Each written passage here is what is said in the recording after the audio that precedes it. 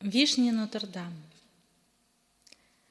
Лазурью небо разлилось по крышам, и птичий гомон явственнее слышен, качает ветер розовый туман, в чей тонкий запах тянет окунуться.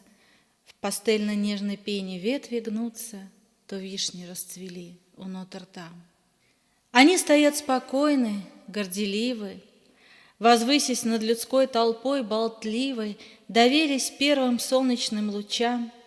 Весна опять в свои права вступает, и старый музыкант опять играет под вишнями в цвету у Нотр-Дам.